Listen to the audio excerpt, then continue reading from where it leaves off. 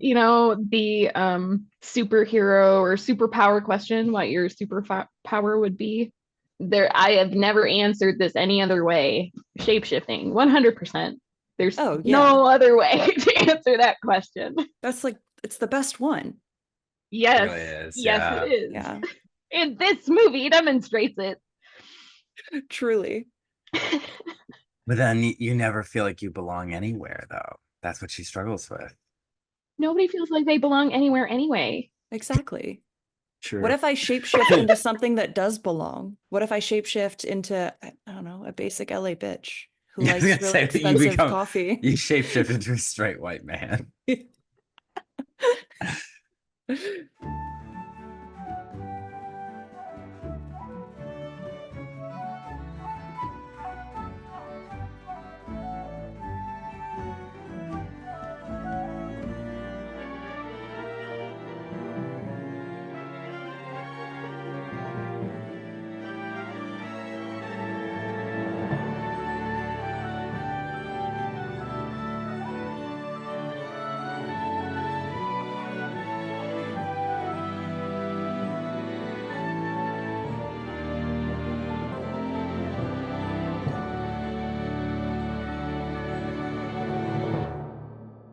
Welcome back to Not My Fantasy, the show where we talk about fantasy films and the lore that inspired them. I'm Cullen, and Hannah isn't here. She has had some stuff going on, but she wanted us to stick to the schedule.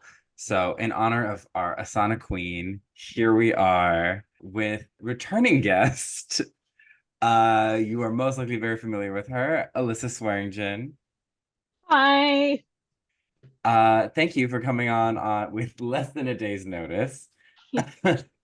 And first time guest, Brittany Spurlin. Hello.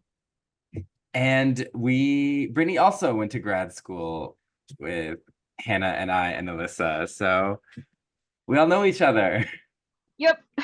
Go Bulldogs. Oh no, we're the Terriers. Go Terriers. Terriers. I was like, is that what show is it the Riverdale Bulldogs? I think so. And Yeah. I just finished Riverdale for the first time. So, I haven't finished the whole show, so I guess I'm a fake fan. Wow, that surprises really? me. I just kind of stopped watching TV in general for a while around not the witch, the when Jughead was doing the alien stuff. Yeah. And not out of any objection to the content. And then I did see them at Paley Fest, and that they're like Cheryl's possessed by a witch. And I was like, I'm behind, but this makes sense to me. And then yeah, I don't know. I was just kind of like I'll catch up at some point. And then they finish, and I kind of heard how they ended it. And I'm like, that seemed like the correct ending. Yeah. It's weird, but makes sense. And I'm happy that it happened. Glad we can move on. Yeah, I think it's an era of show that is, at least for now, fading away of crazy wild teen drama, and I appreciate it Truly. for just being like, this is what we are. But that's not what we're here to talk about today. We're here to talk about Nimona for our third Yeah. Pride Month special. We wept through All of Us Strangers. We talked about gender in Mulan. And now here we are to maybe still also talk about gender and sexuality in Nimona. And I personally also wept during Nimona. Full circle. Yeah, honestly, there's a scene, there's a sequence. And as we get into this, full disclosure, I support Netflix animation for my job. We distributed this movie, we did not make it.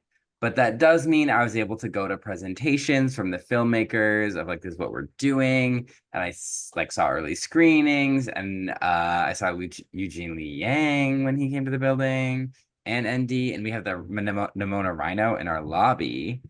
Ooh. But I have no personal like business connection or influence on the film other than like my company. So I'm just talking as a guy who really enjoyed this movie, not in an official capacity as an employee of Netflix.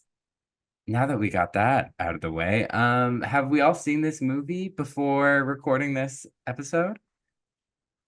Yes, Yeah, for sure. Yeah, absolutely.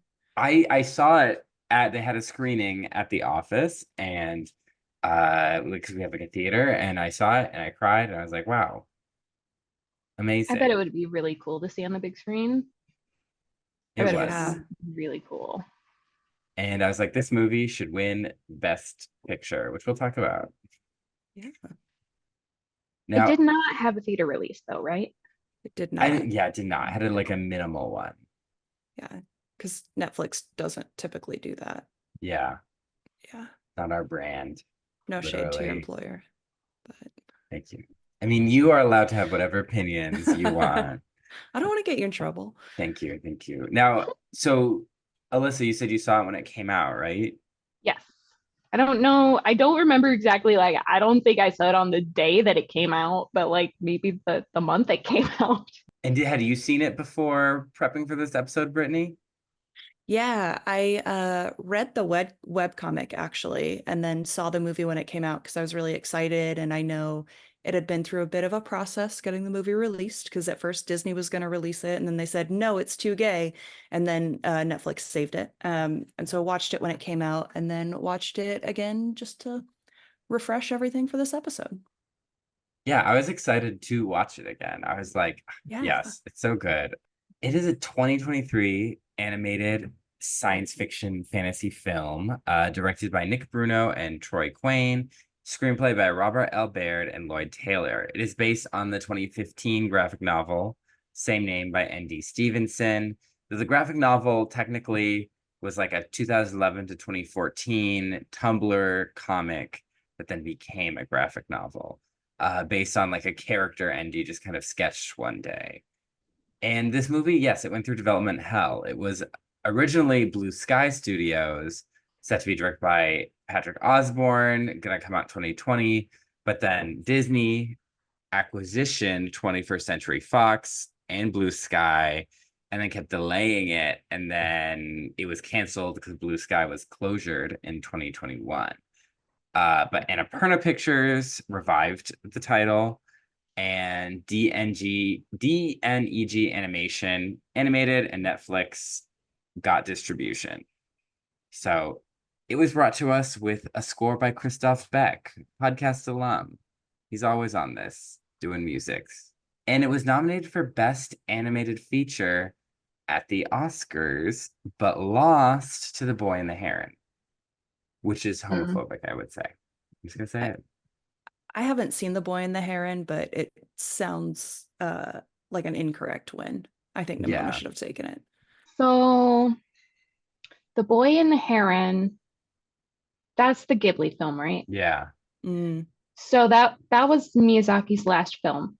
It was gonna win because it was Miyazaki's last Yeah. film. That's why it won. I'm not confident enough to say that Nimona lost because that's a homophobic homophobic move. I mean, yeah, I'm just saying that. That's not like a statistical research.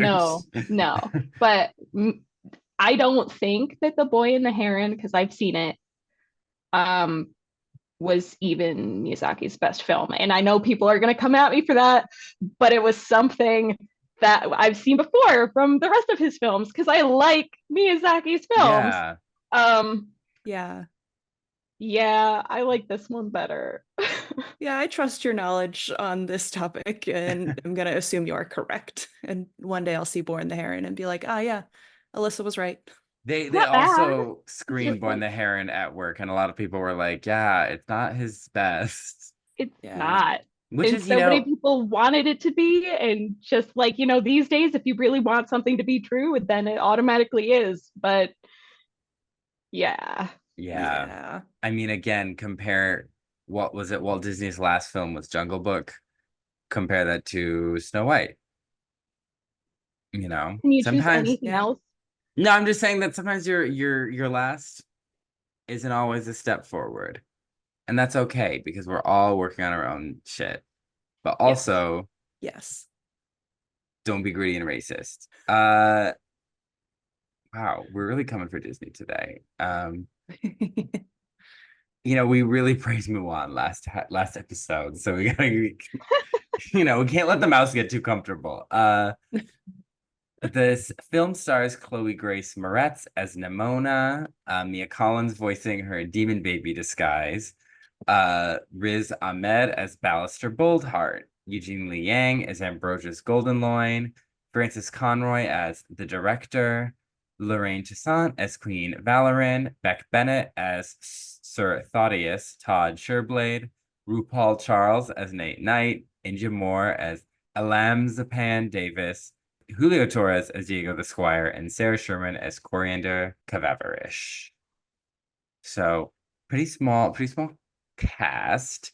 The graphic novel does differ from the movie, or the movie differs from the graphic novel. Well, pretty different. Sometimes I like go through and I like talk about the difference between the adaptation and the movie. And I feel like the movie is just so, even when the events differ, it's so in spirit of the graphic novel that the only big difference I want to touch on is like a difference in the ending. Because it's a lot of the same beats, but just like the plot stuff is different. Now, Brittany, as a graphic novel fan, please always feel free to interject with differences.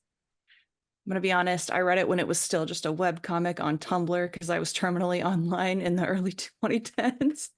But if I note anything, but I think the ending is the biggest difference. And Goldenloin is kind of more of an asshole in the comics, but that's a different thing.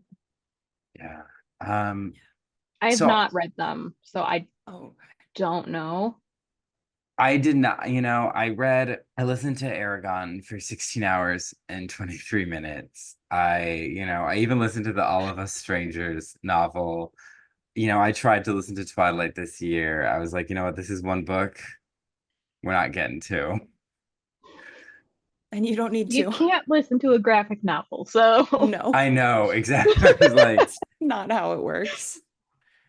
But also, because we're also a little lore light, and in honor of Pride Month, some queer book recs.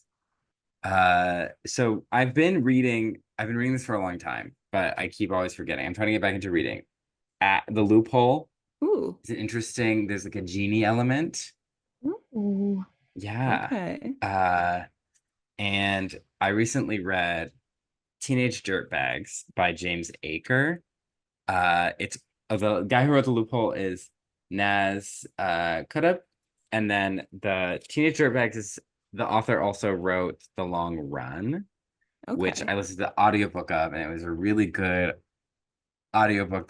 There are two stories set in the same high school, but one is more of like a romance and one is more of like a teen comedy. Teenage Dirtbags is the gay Mean Girls, I would say, in the way that GBF really wanted to be and was so desperate to be. Like, I was reading it and I was like, this reads like a movie, so someone should adapt it. Maybe my employer. I don't know. And then speaking of my employer, we recently had the Rainbow Bus that distributes it's like a bookstore of a lot of banned books. Oh, They cool. we had them come, the Pride group at Feature Animation Netflix had them come to like our back garden area, and we could get books. And so I'm just starting to read Jack of Hearts and Other Parts and by Elsie Rosen, and The Magic Fish by Trung Lee Nguyen, which is a graphic novel. So nice. Reading's fun. I even, this year, that was this year. Or was that December? I even finally finished Red, White, and Royal Blue. I had to do it in audiobook. Congratulations. The beginning of the book, when I started to read it, I was like, I don't know. I don't know if I like this. But then after you get past, similar to the movie, you get past the intro and then you're like, I'm into this. But yeah, I'm gonna put you on the spot. Do you have anything you've recently read or watched that you want to recommend for Rainbow Month? I'm gonna look up the name of the book just to make sure I'm getting it right, but I have one. I've got a whole shelf, so I'm going through the best ones on the shelf. but I mean, Priory of the Orange Tree is one of my all-time favorites. It's a feminist retelling of Saint George and the Dragon. And it's hefty. It's like 800 pages, but it's it's so fantastic and tells this beautiful story across, you know, three different regions of the world and ties them all together really, really beautifully. And it's very, very sapphic, a little bit gay, uh, and just like one of the best books I've read in a very long time. So I will I will always talk about that book. Fire of the Orange Tree. That seems St. George and the Dragon. There that will be brought up today. That story. So way Oh to my tie God, in. I'm ready. The Song of Achilles by Yeah. Madeline Madeline Miller. Miller. Yeah, very good. I think it won several awards. Very gay and super sweet. It's just like if you like historical fiction and uh, the Greek backdrop, I would highly recommend it. I do also want to plug the Unbroken series. It's not finished yet, but the first book, The Unbroken, and the second book, The Faithless, are it's like it's set kind of in a fictional, like magical Middle Eastern type country and deals with issues of like colonialism in a really thoughtful way. And also the story is really, really good and it's very gay. So highly recommend that. Yeah. So check out those books. Reading's fun.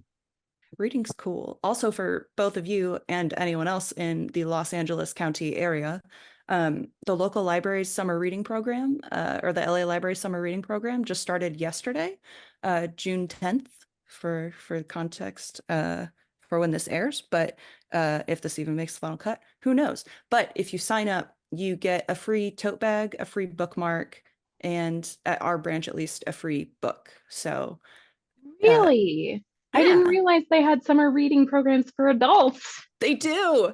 It's for What? everyone. Wow. I'm gonna have And to check then that out.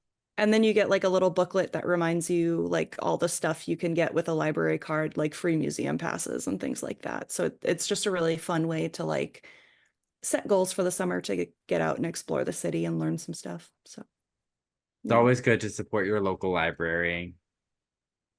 I also, unrelated, we painted swords at work that we That's got so at the cool. Ren Fair. And I did this, one side is like just rose gold, and the other side I did this like ombre thing where it starts red and gets more gold as it Ooh, goes through. So I also thought that's it was very beautiful. fitting for today's episode. Cool. Yeah. I got an Arwen replica sword at the Ren Fair.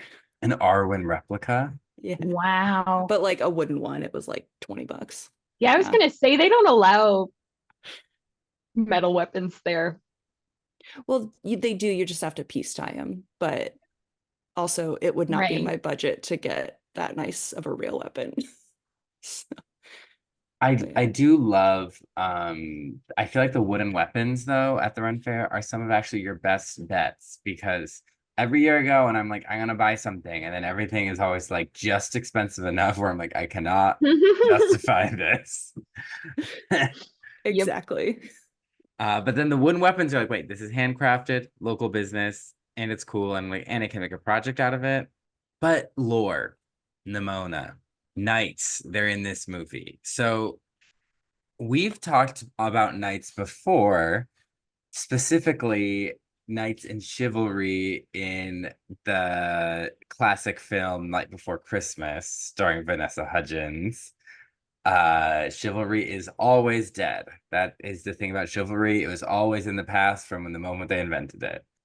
So a big aspect of chivalry, right, is the chivalric romances, Arthurian legends, just stories that people told, big epic quests about knights. Similar to Riverdale in a way, where they like extend a really long time and the continuity isn't always the easiest to follow, but the vibes are there. And a knight is like a low rung noble who's typically a warrior. So like Elton John, knight.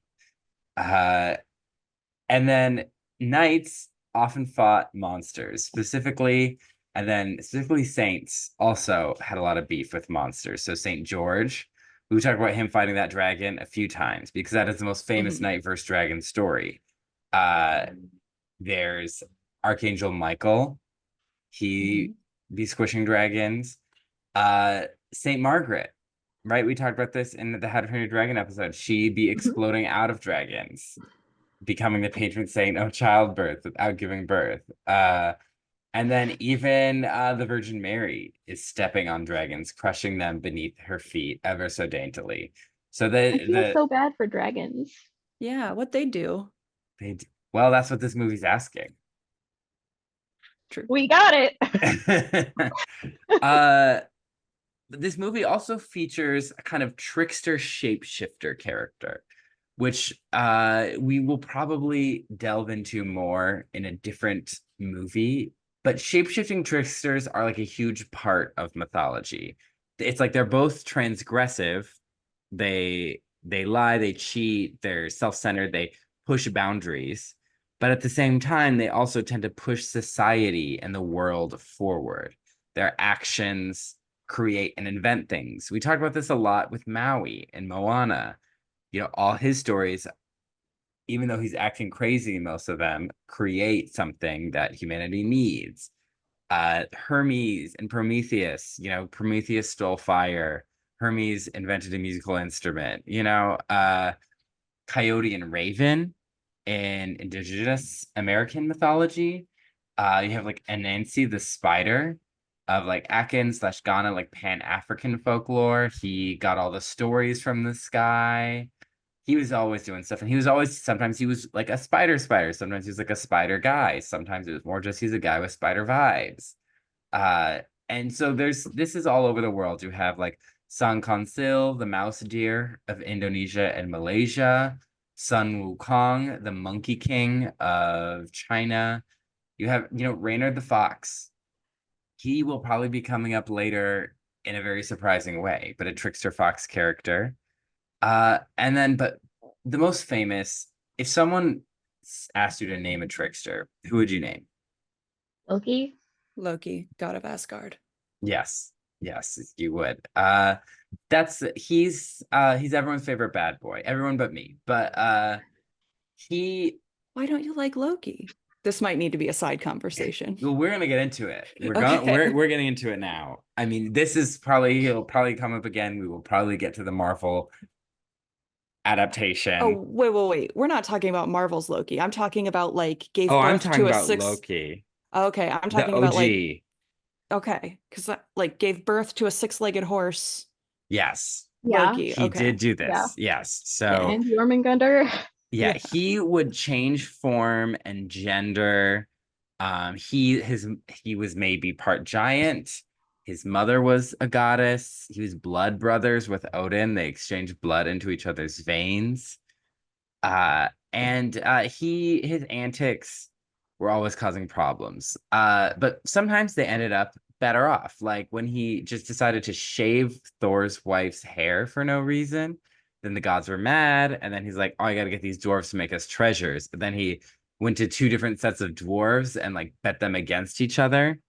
And like, I bet you can't make better treasures than these other dwarves, and I'll bet my head. And those dwarves were like, "Oh, bet." So they made a bunch of incredible treasures, including Thor's hammer. But he was like, "Oh shit, I'm gonna lose my head." So he turned into a fly and kept buzzing at the dwarf making the hammer. And so the handle of Mjolnir is short.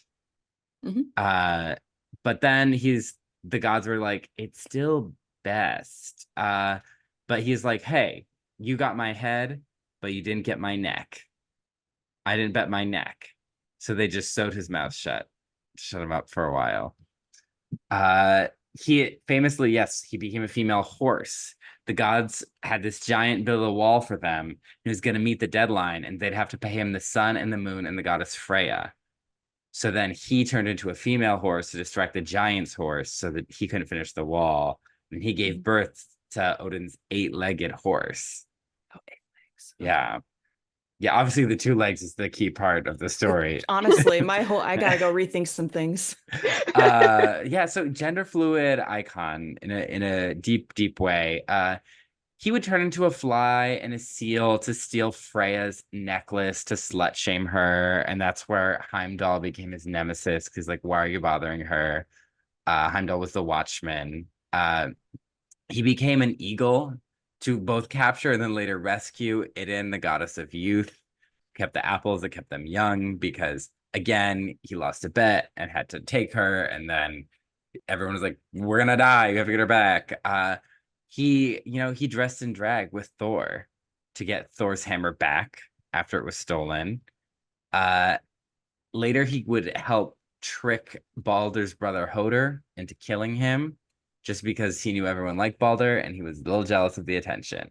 So he got Baldur dead. And then he later would roast all the gods at a feast and be like, you did incest and farted. And it made them that mad that they chased him. He turned into a salmon to get away and he was caught.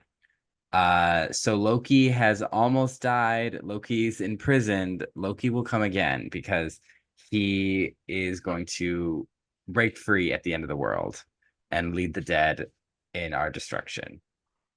Along with his children from his troll witch side piece. Yeah. Jormungandr, the serpent, Fenris the wolf, and Hela, the goddess of death. So I guess we'll see Loki again. Yeah. It'll Actually, be exciting times. honestly, can't wait. I feel like, oh, you first. Oh, I was gonna say, I read a book once. I'll find the name of it later, but it was from the perspective of his troll wife. But it was actually really, really good. Like he would just kind of like go off and then come back, and his mouth would be sewn shut, and then she would give birth to a snake, and it was actually really good and poignant though. But anyway, that sounds interesting. Yeah, It was. that does I sound wanna read good. Yeah, I'll find the name. But yeah, you go, Alyssa. I feel like we should redub Loki God of Intrusive Thoughts. It's so true though. Yeah, he really is gonna fuck around and find out. Mhm. Because this is just like the shortest synopsis of all the shit he's up to, and like each step that all involved. He was a troublemaker, but Loki is emblematic because even though he takes an almost like Satan-like aspect at the end where he's the enemy of the gods, he also, his trickery resulted in now Thor has his hammer and Freyr has his boar. Now the gods have this wall. So he is both harmful and helpful, and that's typically the nature of tricksters. And they push society forward despite their maybe violent, trickstery, mischief-making tendencies, which I didn't realize until having this conversation. That's kind of what our trickster character in this movie does. Very much so, yeah. But there's a lot of resistance. Yeah. Yeah. And that's our lore for today. We're kind of doing lore light. Yeah. Because we've touched on a lot of these topics, knights and swords, dragons, all that, but they're coming together in a new way because this is not space, but like futuristic medieval world. The designs were inspired by like movies like Sleeping Beauty and other famous like medieval art, and like especially 50s, 60s adaptations of medieval art. So this kind of melding of eras, and that's our world. I also think it's so interesting that like tricksters and shapeshifters specifically are either like deities or monsters, but never anything else. I always thought, the superhero or superpower question, what your superpower would be. I have never answered this any other way. Shapeshifting, 100%. There's no other way to answer that question. That's like, it's the best one. Yes. It really is. Yes, it is. Yeah. And this movie demonstrates it. Truly. It's also But just then like you never feel like you belong anywhere, though. That's what she struggles with. But nobody feels like they belong anywhere anyway. Exactly. True. What if I shapeshift into something that does belong? What if I shapeshift into, I don't know, a basic LA bitch who likes really expensive coffee? You shapeshift into a straight white man. Honestly, yeah. You're like, my name's Brad now. It's my dad's name, so probably. probably won't have to worry about healthcare because you can just Yeah. like shift your bad cells out. Oh True. yeah. Yeah. Trust fund 6'5", Mm-hmm. finance, blue eyes. That's who you could be. Incredible. Yeah. The most boring application of the power, but here Yeah. we are. But in a way, the most financially, Yeah. yeah. Oh my gosh. Now it's like you could I don't want to think about this. Okay. Nimona. So we start with our classic kind of storybook backstory that, once upon a time there was a kingdom and there was this knight named Glorith who fought the monsters and sent them back into the darkness from whence they came. And she established a kingdom of knights to fight these monsters, and their descendants would be knights, and everyone else would be the peasants. And they built a big ass wall to keep the monsters out, because happily ever after comes at a cost. It comes at vigilance. As Rumpelstiltskin says, all magic comes at a price. But except he is like, all magic comes at a price. Actually, a pretty good imitation. I watched too much of that show. No and such thing. and that's our setting. It's like this. It's like Coruscant meets medieval times. Yeah, like there's a castle, but also you have flying cars. Yeah. Which I do appreciate, because a lot of times what we'll see in like these like fantasy stories is the magic users, or in this case, like the knights or the Mhm. higher class people will like society doesn't or technology doesn't really evolve for the lower folk. And so I was Yeah. like, oh, they're not knights or whatever, but at least they've got flying cars and some other technology. Like it was fun to see. It was really cool. I am such a fan of this this mash Yeah. up. Um, Basically, I completely forgot that that happened in this movie, and then I was like, wait, why are we like in this cyberpunk fantasy world? Yeah. And it's so fun. It's just a really fun setting. Um, and like you were saying, it really helped. Like also another thing I think that happens a lot of time when you're in a fantasy setting is that the because the technology is like less than what we have now, it's almost like there's this assumption that people are somehow like people themselves are less smart, just Yeah. sort of, Yeah. so it gives more substance to the world in a way that I think adds the humanity back into humanity. And you know not to get too conspiracy theorist here, but I think that depiction of like medieval and fantasy worlds was very much on purpose. Yes. Yeah. No, I could go down that rabbit hole. I think Yeah, there Yeah. is a Wait, I'm just gonna, desire. listeners, let that sink in. Think Yeah. about it a little bit. Yeah. There is a desire to portray our ancestors a certain way. But this setting allows us to see that this is something that's a story that's still relevant. It's not something that's in the past. It's something that's relevant to now. These people have modern comforts, but they can still live in ignorance by the people in power, and they can be given messages through consumption. It's just very real. At the same time, it's also keeps it interesting and fresh and different in a very like fun way, where it's like, oh, this is cool. This isn't like Shrek again. This isn't, like Lord of the Rings. It keeps it, even though the movie is very funny and irreverent, the humor doesn't come from, aren't old-timey stories weird? And there's a time for movies like that and stories like that. But, because I don't want to come across like I'm making fun of Shrek, but it is like the humor comes from the story itself, not just like, wow, knights. Yeah. I think it just keeps it. It's what keeps this movie very fresh. Yeah.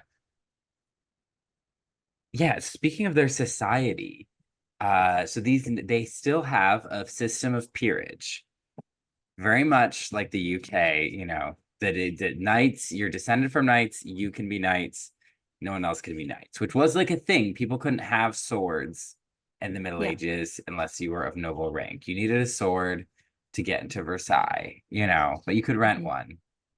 But I didn't know that. yeah, apparently they had like stands where you could rent a sword and a hat. Incredible. Yeah. So we're in this kingdom where knights have this certain status, but it's coming up the big knighting ceremony, which is almost like their Super Bowl, where these knights serve as like they're athletes and celebrities, and we have upcoming is Ambrosius Goldenloin, a direct descendant of Glorith, which means is Glorith's full name Goldenloin? Glorith Goldenloin? I mean, Uh, that tracks. only if, I mean, it depends on if the name if they kept the name from the lineage. Yeah, and if it's a Yeah. matrilineal or patrilineal Yeah. or Yeah. yeah, but she was So maybe blonde. not. I really hope not, because I hate that name. I hate it. It's like the one thing about this movie, and I'm assuming this story in general, if it's the same name in the webcomic in the It graphic is. novel. Uh Yeah. oh, It's Goldenloin in the hate it. comics too. It's so I funny hate it. though. It's so good. I I wonder if it works in the comics if he's more of an asshole and less of like a love interest. Yeah, in the comics, it's like kind of hinted that they might have had something, and it's kind of ambiguous, or at least I remember it being ambiguous. Um, can, can can I say like a spoiler from the comics that like Yeah. jumps us ahead in the plot? So like in the comics, for example, he takes off Boldheart's arm on purpose in a joust. Oh, I did remember Because reading that. Yeah. he was gonna like he was worried that like he was gonna beat him, that Boldheart was gonna beat Goldenloin. And so like someone gave him essentially an exploding lance, and he used it knowing what it was gonna do, basically. So just like, Yeah. yeah, just things like that where he's a lot he's just not nice and less Yeah. affectionate. A lot more selfish, whereas this Yeah, person is like a little more it's just a torn. himbo. Yeah, he's a himbo. He's a himbo up against a mastermind and a, a repressive society. Yeah. Uh, He's just but confused. he's Yeah, confused. he's trying his best. And we have Ballister, who is a trailblazer. He's giving Debbie Ryan. I walked in the president of Disney Channel's office and said, "I'm going to make history," and that's what this is. He is going to be the first non-noble knight because he fought his way and was like, "I'm going to fight monsters. Like I'm going to defend this kingdom." So he's patriotic. He wants this status, and so not really this status as much as he wants to serve. And so he is going to be the first commoner knight, and people are like, I don't know if that's what Glorith wanted. I don't know if that's how things are supposed to go. I love the on the street interviews. That was such a nice touch, and again, like grounding it in something that we can relate to was just so cleverly done. I love the people being like, it just doesn't make me feel safe. I'm like, really? Why? Yeah.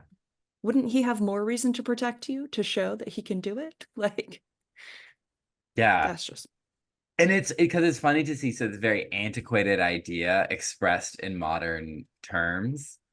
And it's also just because I feel like on the street interviews always get the craziest takes from people. Yeah. yeah. I Yeah. was like, okay. But so Val is nervous, but Ambrosius swings by and is like, "You're gonna be great. Don't be such a downer." And there's a hand touch. There's a hand hold. Bit of a snuggle, if I Bit of a recall. snuggle. It's It was cute. so And cute. then he says, they're gonna love you like I do. It's so cute. It's so cute.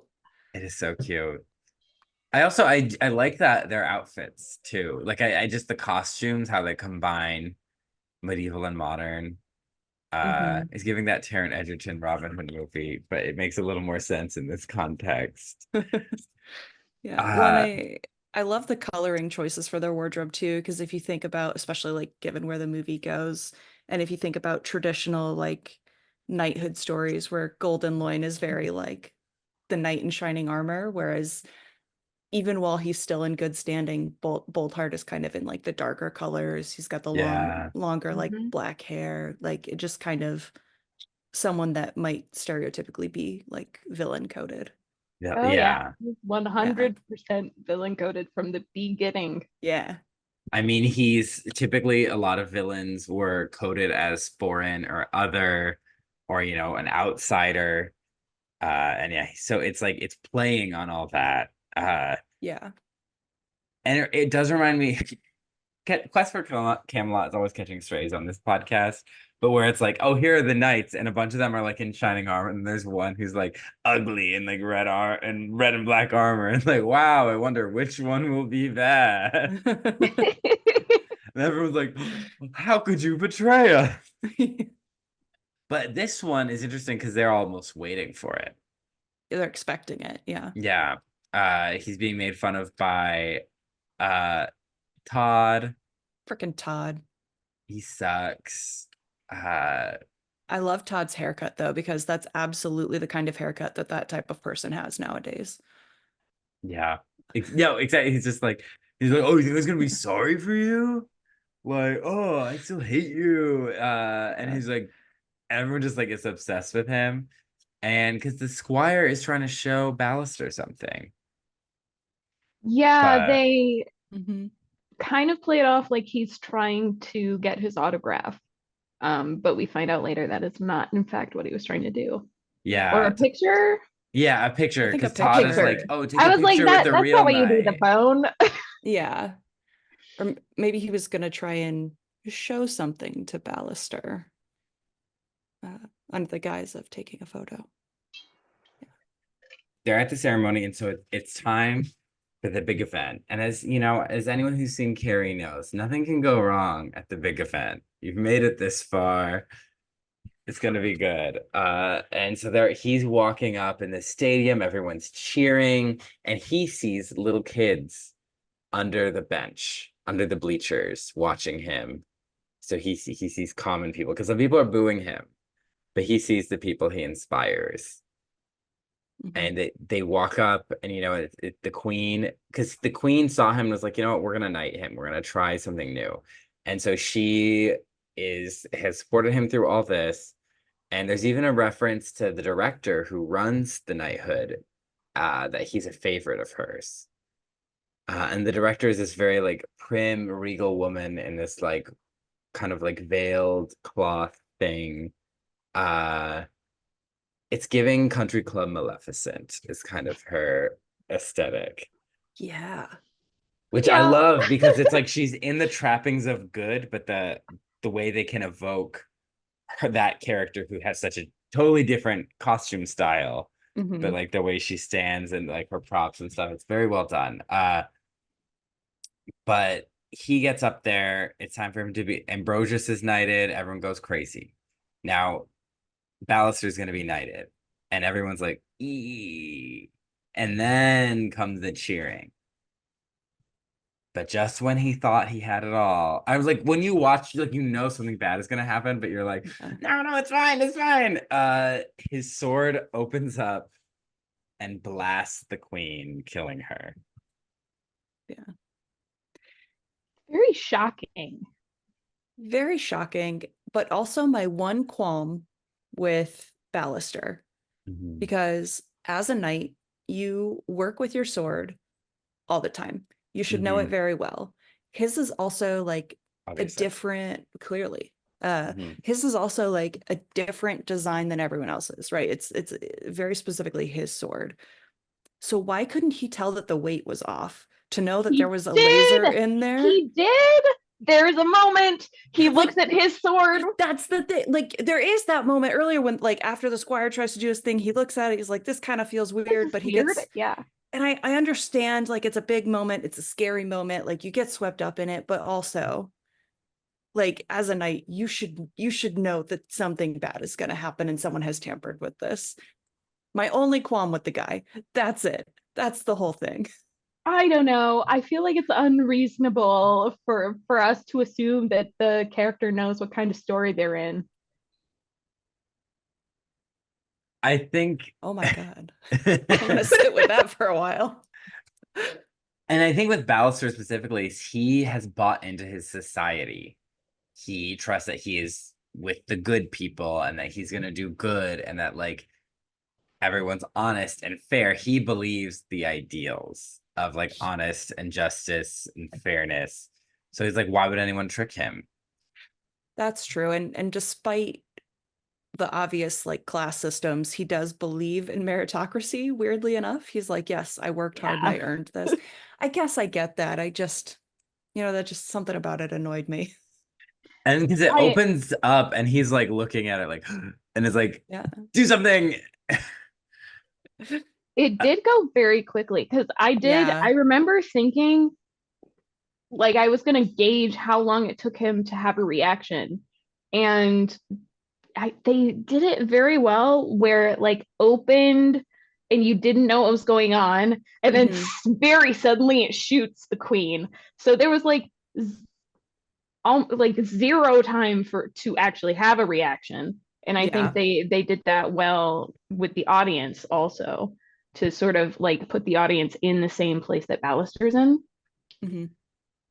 Yeah, and it's also like that green evil laser again, like referencing that Disney Maleficent kind of like Rasputin. Oh, that's not Disney, but but yeah, evil magic is often neon, unhealthy green, and in the chaos, it shoots like the projector, I guess, or like the computer at the head of the stadium, and Ambrosius, like the thing at the top of like when you're in a basketball game, there's like a thing.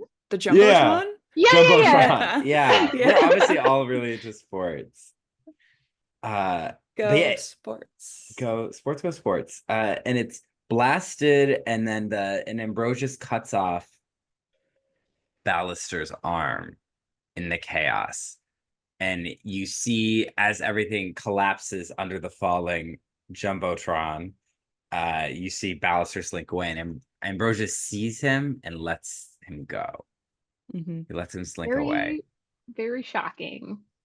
You just cut off your boyfriend's arm. I would probably also let them go. Yeah. Yes. What Queen's dead, and the Jumbotron fell, and there's a lot happening. And also your boyfriend killed the queen. Like, yep. Yeah, what roller coaster, like what an inciting incident, Truly explosive. So now everyone hates Ballister. They're like, he's a queen killer. He's destroyed everything. We're not safe. Where is he? And we see this little punk, skater girl type, tiny neon pink hair. And she's like, he's perfect. I love him. And she's just spray painting things. That's her natural way of being. Which, can we talk about? Because, like, you see her graffiti kingdom and she replaces the dumb DOM with dumb DUMB. And I was like, what an entrance. This is amazing. I'm all in. Yeah. I love vandalism. Vandalism, yeah. Yeah. She really, that's how you know she's edgy. She doesn't follow the rules. She doesn't fit in, and she doesn't want to fit. She's got sweet piercings, yeah. And so she is like, I have to find him. So she just no sweat finds him in his secret lair, and she's like, oh my gosh, I'm here to be your sidekick. And he's like, what? He's like, yeah, we're gonna murder people. We're gonna look, you have a murder wall. He's like, no. And he's like, I'm trying to figure out who did this. And he's like, you're a little girl. And he's like, how old do you think I am? He's like, 10. Not a lot of kids in your life. Which, that's so real, because I've had people, I both am terrible at judging children's ages, and I've had people tell me, you look like you're 19. And I'm like, I don't think you've seen a 19-year-old recently. Because I know I look youngish, but I don't look like I'm 19.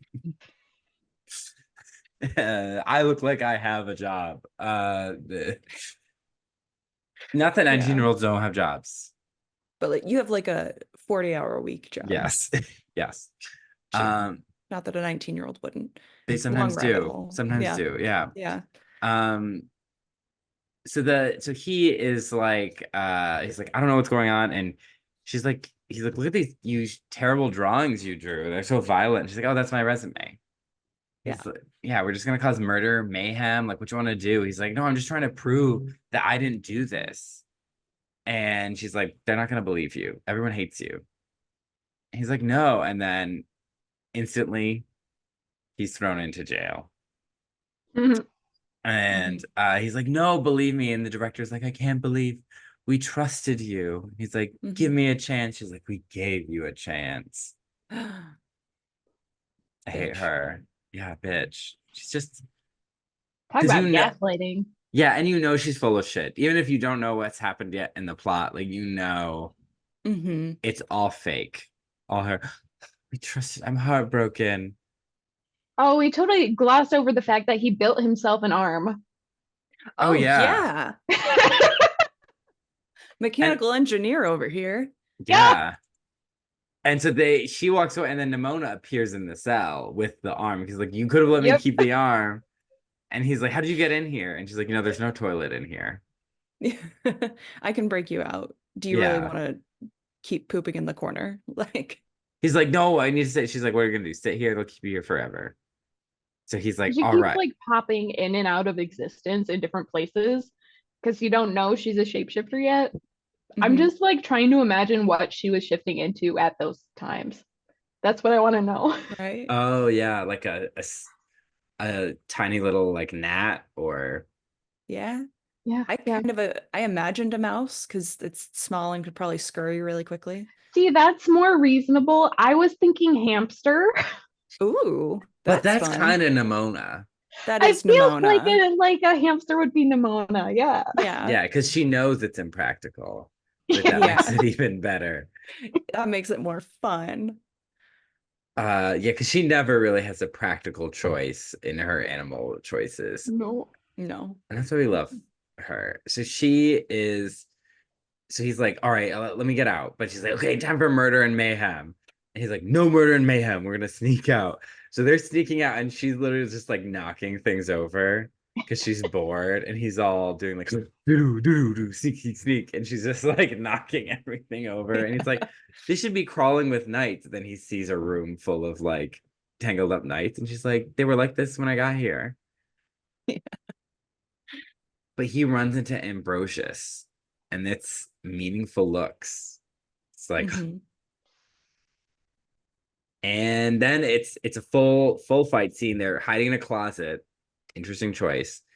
And Nimona's like, you have to promise not to freak out. Do you want to die here? Promise not to freak out. And so he promises, which never promise unless you know what's coming. But his other option was dying. So, but she turns into a rhino, or as Todd calls it, a fat unicorn. Honestly, I'm thinking that was probably a very significant choice. Yeah. Yeah. And they're thrashing around. She's turning into a weasel, an ostrich, later a whale. It's chaos, mayhem, and then she's kicking these knights' asses. She's not killing anyone. He's like, don't kill anyone, but it's chaos. The institute where all the knights are based tears it to shreds. Their whole big ass like chapel of knights. She has all them collapsing on each other, because that's when she turns into a whale and like flops through each floor. And they make their escape. There's a very adult joke. that I'm sure went Yes. over many children's heads. Yeah, they land next to Yeah. Todd in the bathroom, and she's like, "Oh, cold in here." Yeah. Which I lost it. Because can you imagine? No, I can't. No. No. Although I don't have to. They did it for me. Exactly. And so, he did not use the correct Baldur's Gate mod option. Oh.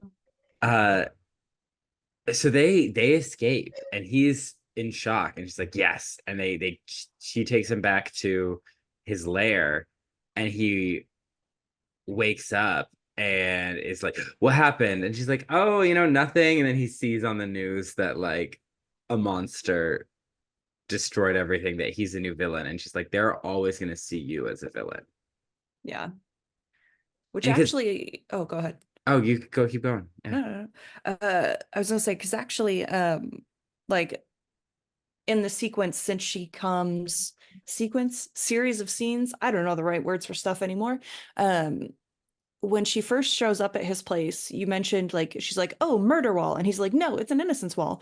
Like, I do think it's really interesting that like once someone sees you as something in their mind, like that's gonna always alter their perception of you and the things that you're doing. Like if he had been a detective or if he had been a noble knight, would someone have been like, "Oh, he's trying to figure out who killed the queen," like, and assumed it was an innocence wall?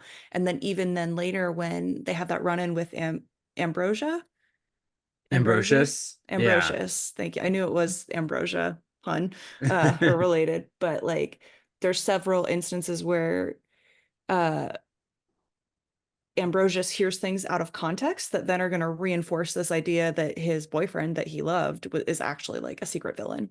And so it's just really interesting.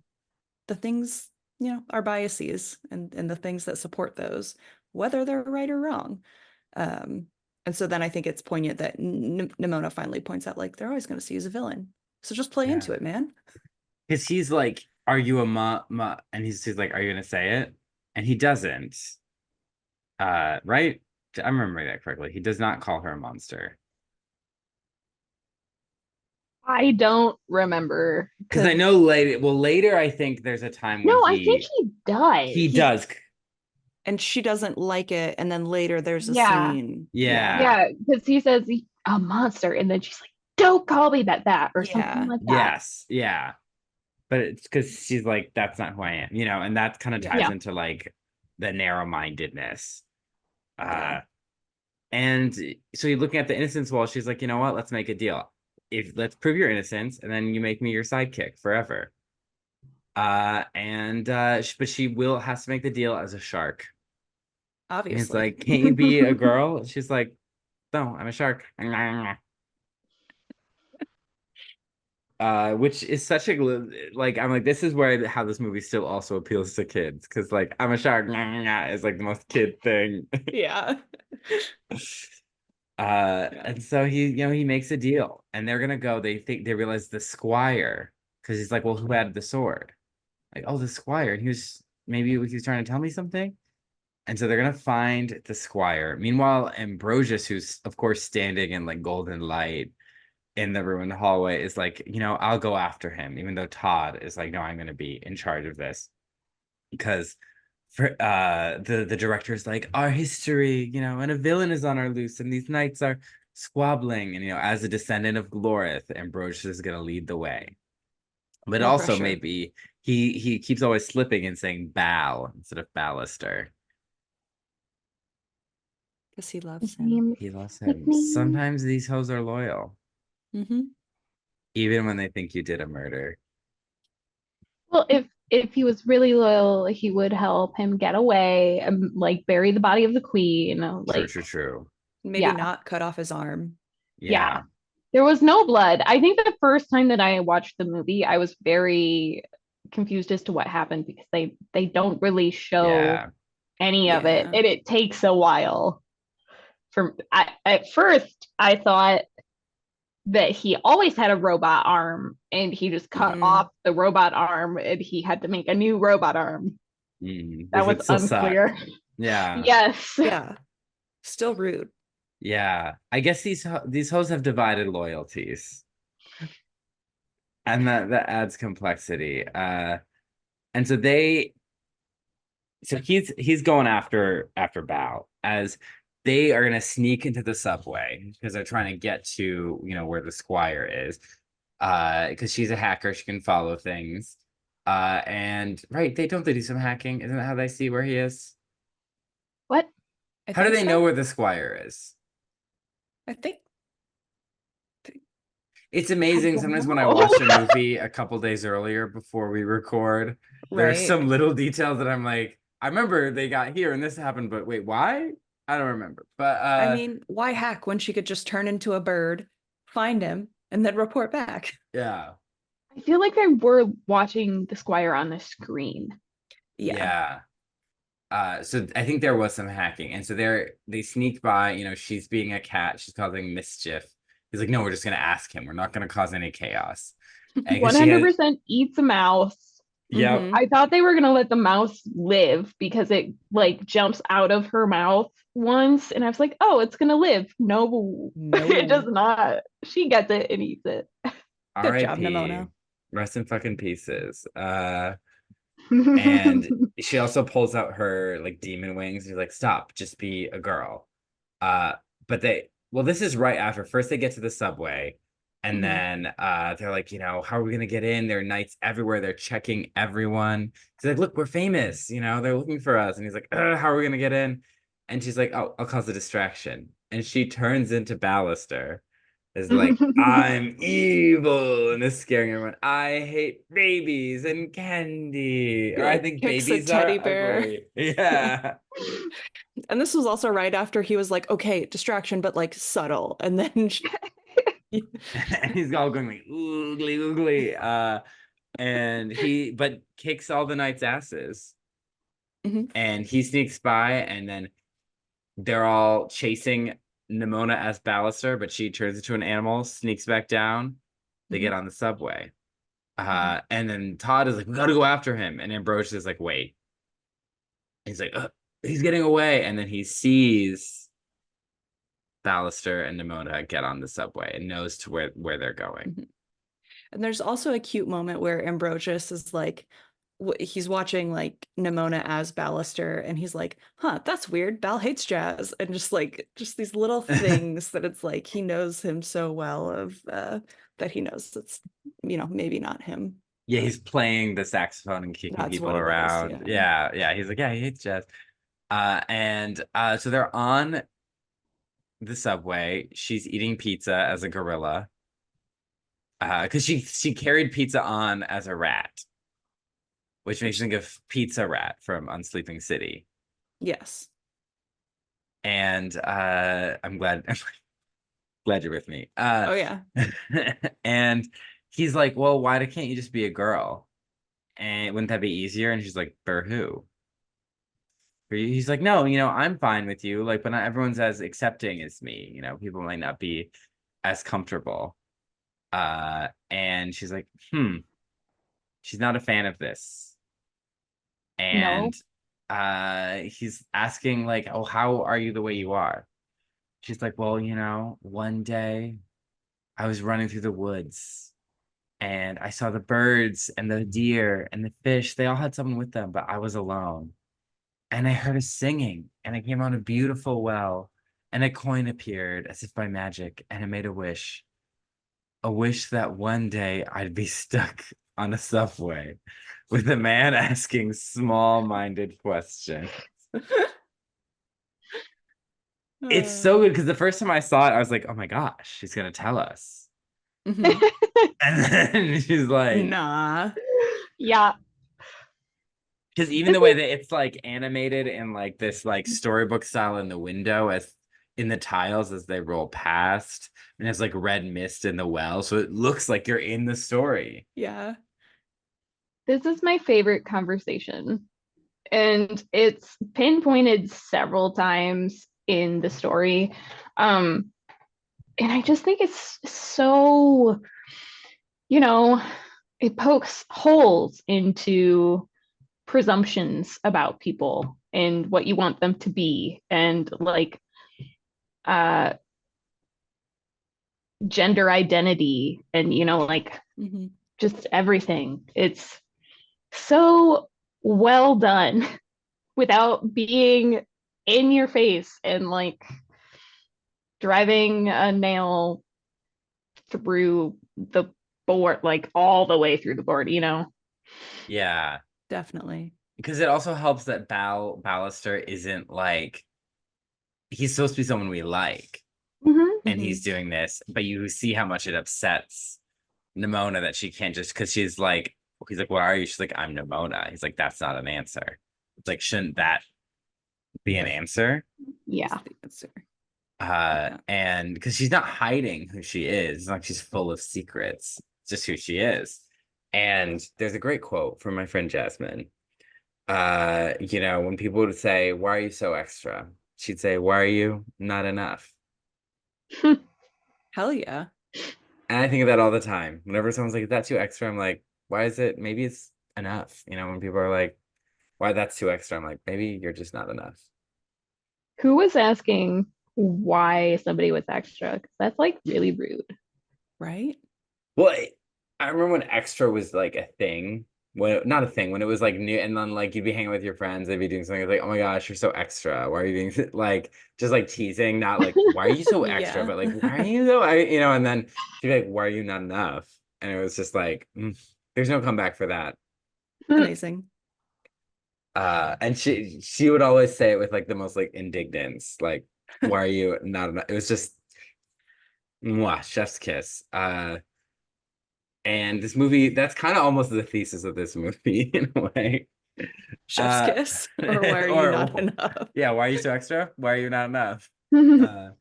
Yeah. Somebody gonna match my freak?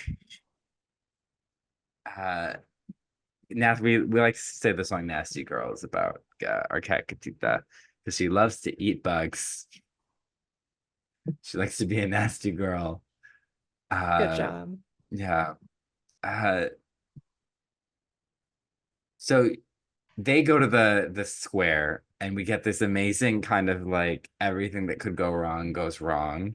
We also see throughout, as they go through the city, all these ads, all these toys specifically marketed towards kids that are all about, you get a toy to slay a monster, or you win the game by slaying monsters, or games where you fight monsters. You see how this is like, this messaging is integrated from a young age. And so while this is going on, she is like, oh, I'll be something more palatable. I won't have my demon wings. And she becomes a little demon baby. And she's, Squire comes to the bar like, I'm lost. I can't find my mommy. I think she's in that alley. And he's looking around like, how do I pass this off on somebody else? Yeah. Cute kid though. And she's like, goes demon baby, and is like, and he's like, I'm being kidnapped by a demon baby. And Ballister sees the knight hunting him, and he sees Goldenloin, and he is hiding in a car with someone trying to sell him the car.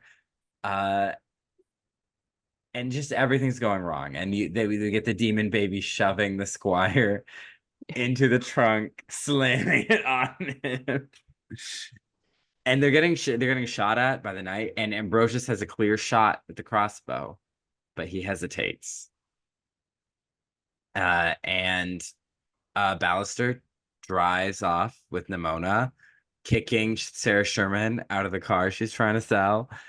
And they go through town causing mayhem, and they get away to an alley where they have a bonding moment. Because Nimona's been injured. She was shot. Oh yeah. Yeah. And he's like, oh, you're injured. And he just is trying to wrap it up and take care of her. And she's just like unfazed but confused. She's like, what are you doing? Why are you concerned about this? But she's touched because he's like, oh, you know, like let me wrap it up. Let me make sure you're okay. He rips part of his own cape, and no one's ever really shown her that kind of kindness before, at least not in a long time.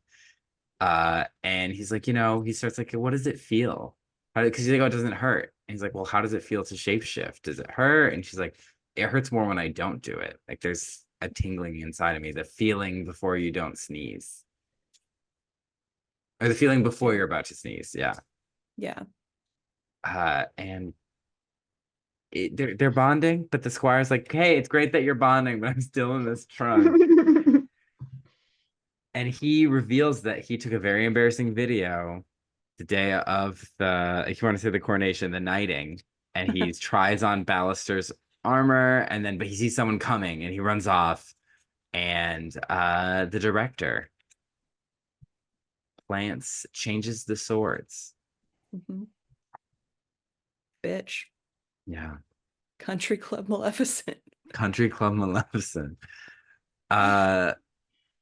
And he's like, oh my gosh, this changes everything. And Nimona's like, you got to share this video. And he's like, but then people won't have faith in the Institute. And she's like, you should be questioning everything. I don't understand why he still has faith in the Institute.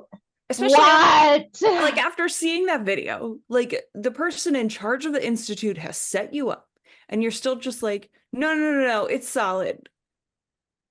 Yeah, no, I think it's one bad says, apple. Yeah, he's like, it's not the Institute, it's the director. She is the Institute.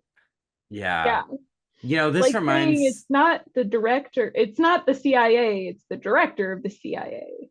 Mm-hmm. This is basically like a conversation me and Alyssa would have had like 5 years ago. And I'm Ballister, and Alyssa's the one being like, you need to question everything.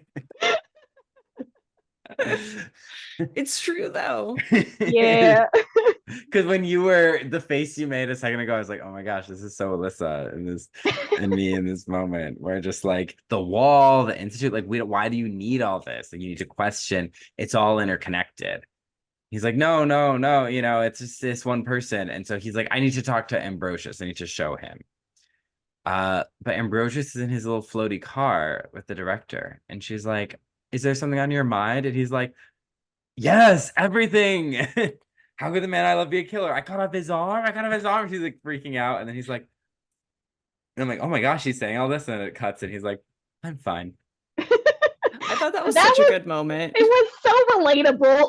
Yeah.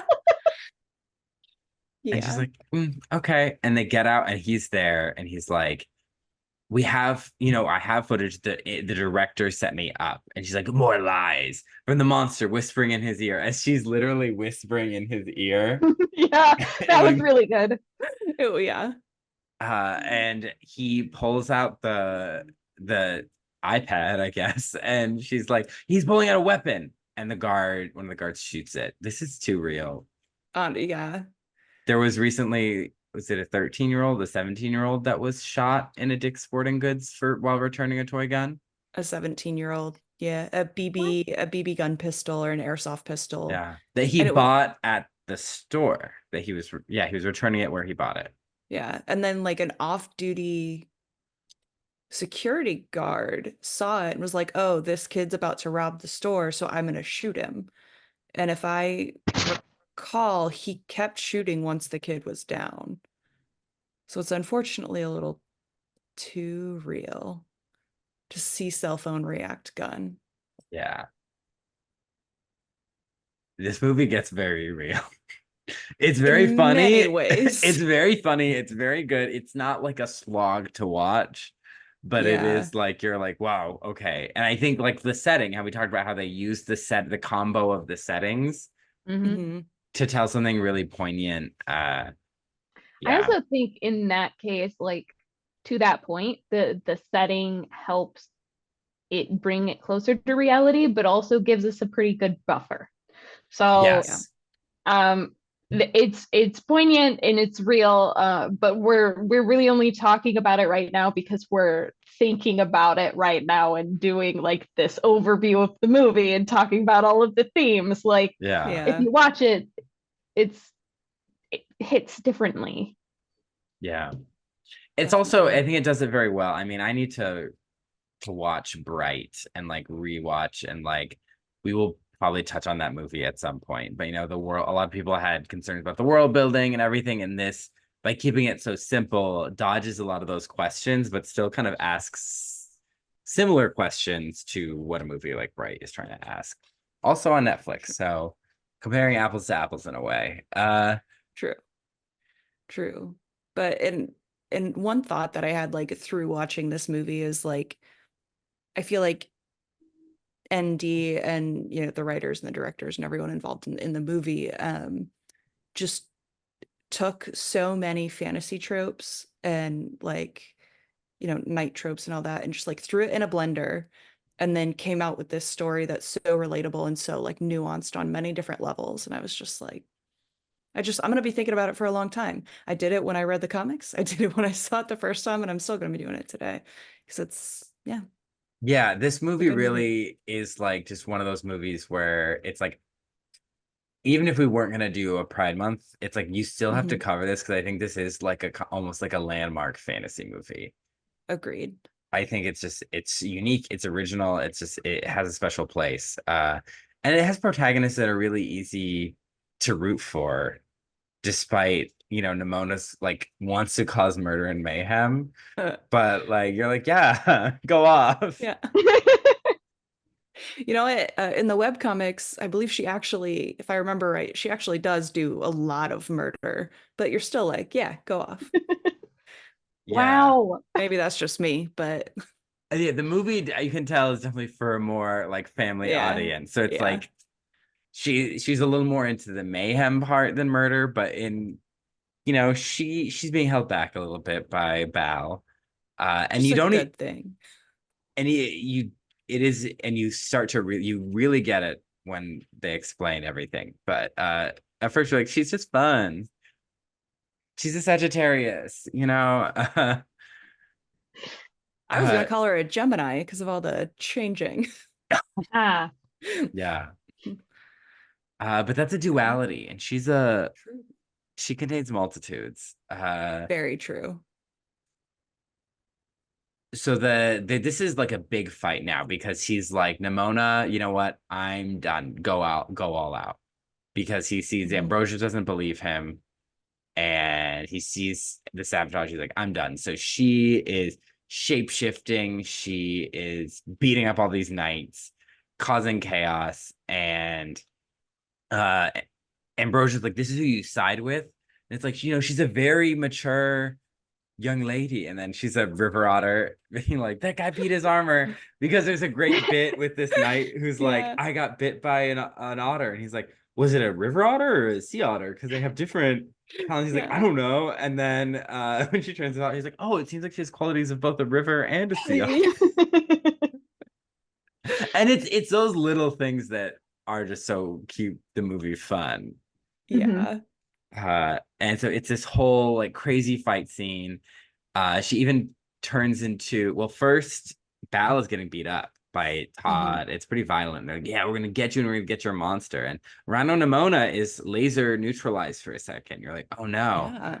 But she turns into the dragon from the cereal commercial and is shooting cereal at everyone.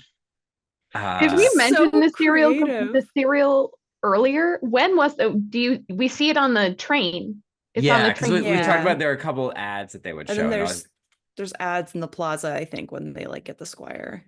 Yeah.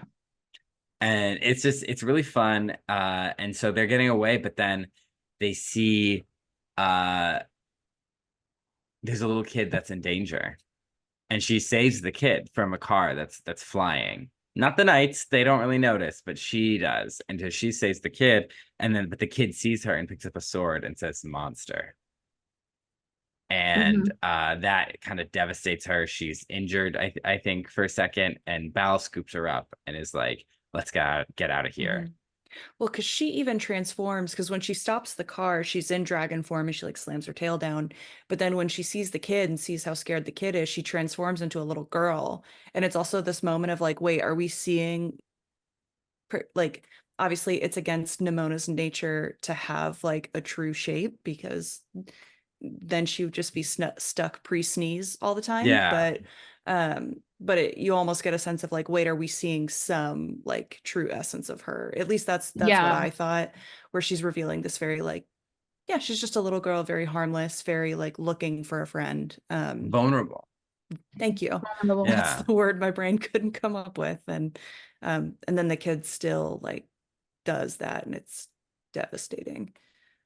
And you can also tell there's something about this this design specifically feels older than the rest of it. I think the clothes really help with that. And there's no pink in it, which is interesting. Yeah. She just has like the long red hair and Mm-hmm. yeah, and her she's like, you see that like when they're back at their place, because she's like, you see little kids, they're taught from a young age that they need to that thrusting a sword into the heart of anything that different makes them a hero. So who's the real monster? Yeah. Uh and that's real.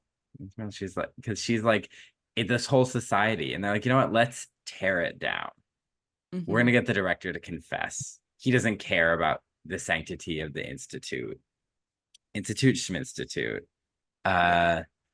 And so they go to the director's office, and you see Ambrosius suddenly there talking to the director, like, oh, I have a question. And he's like, was Ballister right? And she's like, since I was a little girl, I had a dream that there's a crack in the wall, and I cry out, and nobody hears me. And then all the monsters come pouring in. Ballister was that crack. He needed to be disposed of. And she reveals the trick sword. And she's like, it's what Glorith would have wanted. We have to protect what you fought for. And she stabs Ambrosius. And he collapses, but in the most long, dramatic, drawn out, like knocking, not before he's knocked everything off every single surface. Yeah. And then she's like, she feels nothing, because that's what's crazy about her is she has destroyed almost all the central values and individuals in her society, like the queen, the descendant of Glorith. She'll do all that because her vision of her society is the most sacred thing. Mm-hmm. Yeah. Uh, I actually find it really interesting that the idea of like treason is not the main focus of the story. I mean, obviously it can't be, that wouldn't really make a good story, but it's very glossed over. Like, And also, is there any succession plan? Like yeah, amidst I all had this, there doesn't seem to be any like, oh, well, now we need someone else in charge. Like, does she have kids? What is there an election process for the new monarch? Like, it seems very, very focused on like monsters. Does it go to the Institute? That's the feeling I Ooh. got, that in the absence, Yeah. the Institute will take over. like a military Like a coup or takeover. Yeah, or like a succession. yeah. I'm trying to think of, I feel like there is an example of this. Almost, I'm trying to think of a real world one, but I'm thinking of like the Stewards of Gondor. Yeah, that actually makes a lot of sense. Yeah, or like where like a regent or like a bishop or someone kind of step in and like Or sort like an out succession. Mm-hmm. Yeah. interim ruler. And because it's also, I think it's interesting that Glorith's descendants aren't the rulers. Yeah. True. So I wonder if there was already a kingdom and then Glorith was just like a figure in the kingdom. So the knights, specifically the wall and the knights, that's the legacy of Glorith. But they swear by Yeah. Glorith. She's They almost a do. religious figure. Yeah. Well, I mean, we get the story later and it does not match up with their official rendition. Canon, does if not. you will. We talk a lot about canon here. Can you build a whole city based on fan canon? Yes, you can. Where are we? Okay, so yeah, so this is when they trick the director into confessing. And basically it's like water news. I'll kidnap 1,000 children before I let this company die. And she's like, because they turn back like, okay, well, sucks to suck. Thanks for admitting that you're a traitor. And they just fly off, and she's like shocked. And then Ambrosius walks in and is like, we need to talk. And she's just like, She And he's like- screams in his face. And he's like, what did I do? I feel like that might be the most relatable moment of her that we see the entire movie, because who hasn't wanted to do that? because she's Truly. performing almost every other scene. Mhm. Like Yeah. she's on, and even like there's like 2 moments where she like loses it, and this is one of them. But he does see the sword, the baluster sword in there. So suspicions, they gotta be a turning, buddy. Something's clicking. Yeah. I gotta know why the sword didn't affect Nimona. She can't be killed by Weapons, right? weapons. Yeah, I know, but the arrow still bled. It's just like a little yeah, squirt, though. yeah. I mean, So- well, because in the comics, she gets beheaded at one point, but is totally Oh. fine. So I don't fully understand. I think it's just the magic of being Nimona. Like, Yeah. and I think, you know, when we talk about that moment where he pulls the arrow out of her leg, and obviously it's very touching between them, but she says this thing where he's like, most people scream at that, and she's like, I'm not people. Not a And so it's like, people. Yeah. not a people. And so, like, just again, we don't know. Nimona is Nimona, and Nimona cannot be killed by a sword. I mean, which, speaking of Loki, you know, Loki is, he's Yeah. both a god, he's both a giant, he's kind of his own thing. And like a lot of these trickster characters do kind of operate a space between the mortal and the divine. And she is kind of, she's almost like a deity. She's almost like something Yeah. primordial, you know. She's just Nimona. There's no one else like her. I actually remember Yeah. thinking that if it had just like if she had done something differently, maybe or maybe not, but like if any point of her backstory had gone a different way, she literally could have become a god to these people. Yeah. Yeah. Yeah. Because she also has a bit of longevity without aging, Mhm. as which is going to come up later, but she Yeah. definitely could have. And that probably would have solved her alone problem at least a little bit. I don't Different kind of know. alone. Different kind Yeah. of alone. Yeah. Yeah. As they say, was it in Spy Kids too, where they say, does God stay up in heaven because he's scared of what he created? Yep. I thought that That was was so Steve Buscemi. scandalous. So people they upload the video. They upload it to whatever their version of YouTube is. It's on the news. People are upset. They're questioning. They're protesting, calling out the lies. But the director isn't arrested. This is so real. And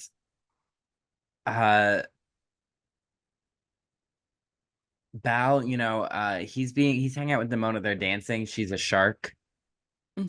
They're playing board games. They're going crazy. He finds out she can breathe fire as they're goofing off. Which is so cool. But it's also very telling that she, as much as she says, I want death and destruction, when fighting the knights, she chose to breathe cereal. The knights aren't the only ones wearing armor in this movie, baby. Hey. Yeah, I got a degree. I also love their little dance sequence. It gave Yeah. big. I don't know if you ever saw Palm Springs, but it gave big Yes. vibes when they're in the bar doing like the synchronized dance. But They're just besties. They're taking pictures. They're playing games, you know. And she is scared. Seems to be having a nightmare. He's like, oh, it's okay. You're safe. And she calms down. She feels safe.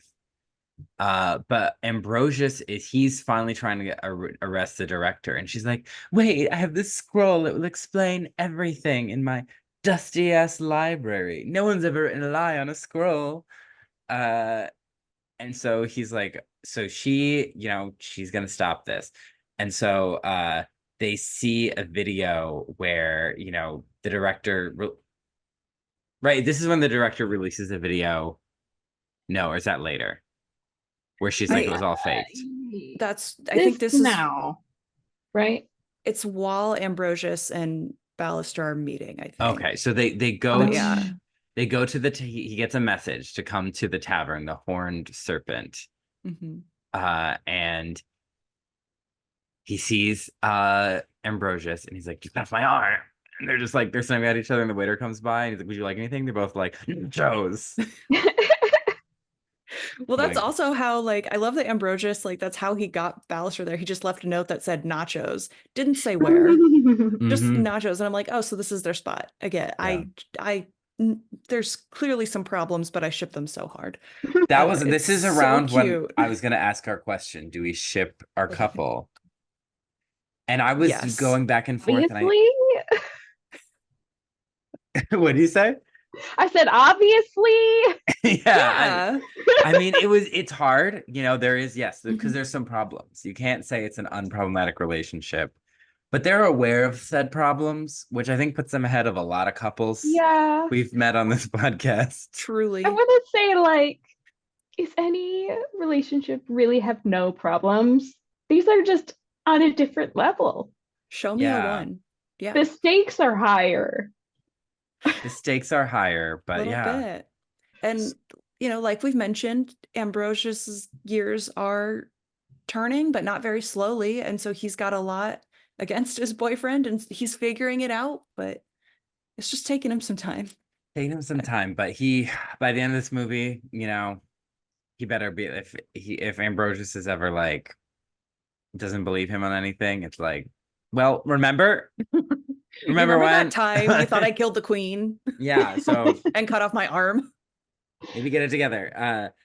So he's like, oh, it's okay, it's all a trick, it's all a trap, because on the news the director is like, we were tricked, we've been deceived by this shape-shifting creature.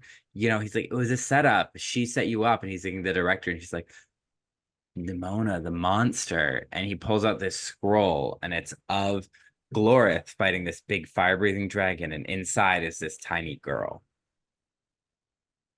And it's like, she's Glorith's monster. And this shakes Bal.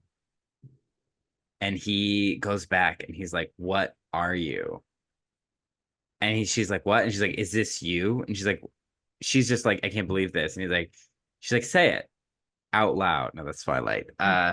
She's like, I want to hear you say it. He's like, you're a he doesn't finish it. But it's enough to hurt her. Yeah, because this is her best friend. There's only ever been kind to her in a long time. And it's this betrayal. And Todd attacks.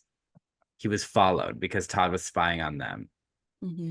Why do I feel like when you said that, like, I very much got like geese attacks mode. Like, I just equated Todd with geese attacking. That's Todd. That's Todd. He attacks because he's an asshole like geese do. Yeah. Honestly, yeah. Also, I'm going to interject and say earlier that I said my only qualm with Bal was that he didn't, put the weight of his sword with, something's wrong. Mhm. I'm gonna say this might actually be a bigger qualm because now he's doing to Nimona exactly what Ambrosius did to him, where it's just one little tiny scroll that says maybe she's a monster.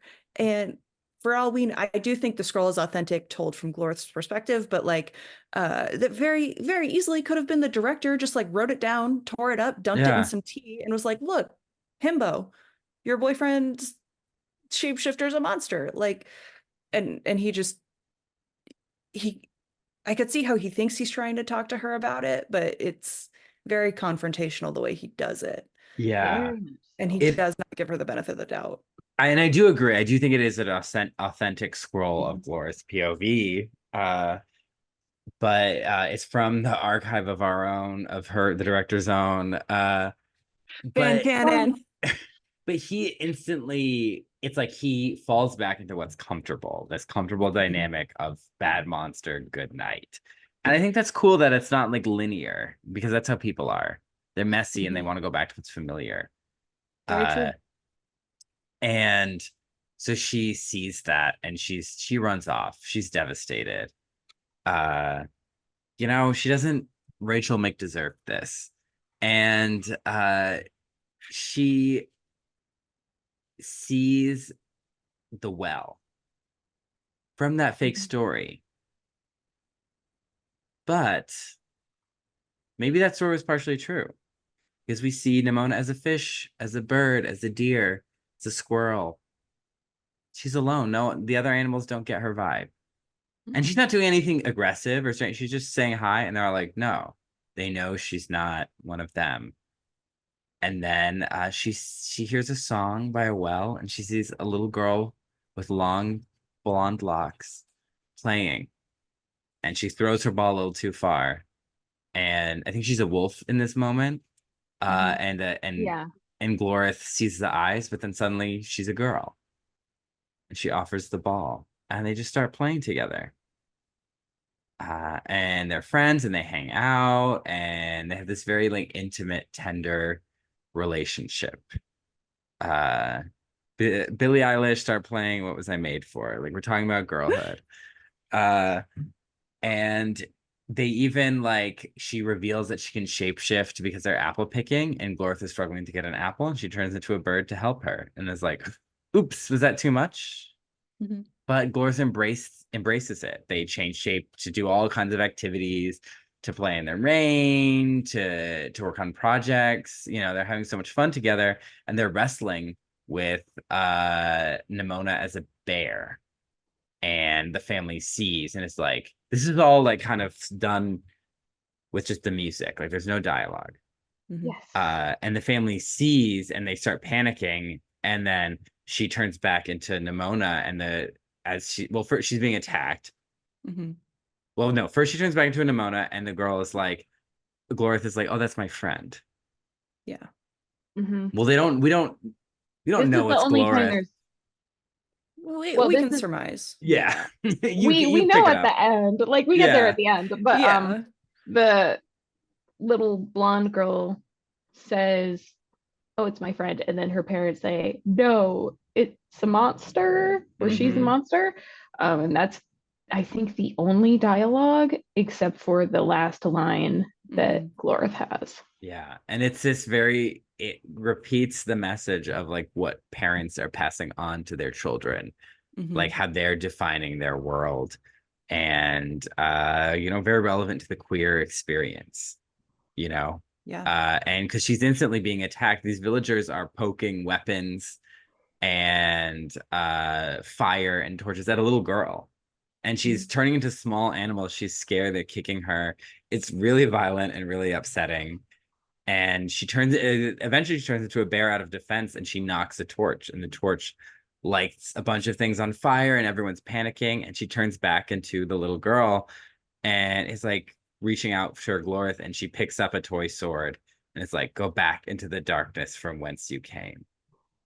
And she's devastated. She runs off, and then instead of questioning her parents, she builds a whole society about keeping monsters, but just essentially Nimona out.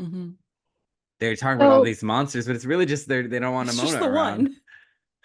This is the point where I'm like, is the scroll like and the entire society's like kind of worship of Glorith, is that her name? Yeah. Glorith.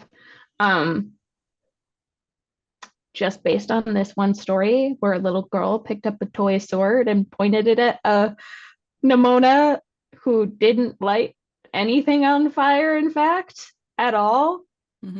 That's It's like this. How much did Glorith lie, and then, or how much did people telling the story? Probably the second one. I mean, she's a kid, so. And also probably a combo, because not to bring back the whole not being able to tell ages, but like they seemed younger than 10. Yeah. And I feel like, a lot of times, especially the younger you are, like it's hard to hold on to those memories. And so what she's probably going to carry with her is just that this like shape-shifting thing scared her family and then lit her town on fire. And she stood up to it. Yeah. And everybody else's impressions of what happened. Yeah. it is interesting. The image becomes, it's throughout the whole city and Nimona is always looking at it because it dominates the whole city of Glorith. Let me get my sword, she's holding her sword. I can't do it fully, without unhooking from my earbuds, but she's pointing her sword at the city, in this direct opposition, and all the imagery, even the scroll shows the dragon breathing fire and shows Glorith pointing the sword. They don't actually show Glorith stabbing the monster. Mm-mm. So it's like this, how this image evolves, and becomes something of conquest, even though it really was just a child holding a wooden sword. Did anyone else just get a perverted image of Eden? Because it's almost like the angels with the sword of fire banishing Adam and Eve after they eat the tree. Yeah. I That's mean, what I my brain mentioned goes. those saints and stuff because this is definitely borrowing from that imagery of, this medieval Christian imagery of like keeping the monster, the other, out. Like the imagery of a dominant ideology. That really getting into the weeds of that. And how later, in the post-medieval period, how that imagery was then adopted by, colonialist forces. Yeah. And, Glorith looks like our idea of a hero because she has blonde hair, she's in the imagery, it's like she's tall, she's beautiful, but she's not made a hero for her admirable traits. She's made a hero for her unquestioning acceptance of her parents' bigotry. Yeah. And it's fun because we hear this line said in a child's voice, "Go back to the shadows from whence you came." That was repeated in this dramatic voice at the beginning. And you see how that hatred is instilled in children, which there was controversy that this movie for children was going to have LGBT themes. And I think because people only want to be able to give their hateful messages to children, and they don't want anyone else to have a say. And they don't want it being pointed out that they're spewing that to children, that it starts young. Well, no, because then their children would be corrupted to be nice people. God forbid. God forbid. So she sees all this in the memory, because she earlier is like, sometimes this, I should have brought this line up earlier because it is key, where she's like, doesn't it make it, sometimes it just makes me want to throw my, let them stab my heart with a sword. Oh yeah, it's a really poignant line where what is it where she's like, it's not even so much that they all want to stab me, it's that some days I want to let them. Yes. Yeah. Which is such like a powerful statement about giving up that just it hit. Yeah. It's just big exhale for Nimona there. Yeah. And so she becomes this strange shadowy monster. She becomes what everyone thinks of, this multi-eyed shadowy being, and is walking through the city, and everyone's panicking and causing chaos. They're like, monster attack, and they start destroying their own city. They're shooting at Nimona, they're blasting weapons. She's not hurting anyone, she's not doing anything. She just wants to get to the statue. Yeah. Of Glorith. And they're all I think she looks like a giant, glowing, but also not glowing. Glowing from the inside. Yeah. Axolotl. Yes, that's what it is. And everyone is shouting, "Monster, get out of here, we hate you." And she's just taking it all. And the knights are drawn back so Bal isn't captured, but he sees Nimona and he puts it together, and so he's running to get her. And the director is like, we have to shoot the guns inside the city because they're these big sentry guns. And Ambrosius, who's helping old ladies escape and helping people get out, is like, wait, what? That'll kill half the city.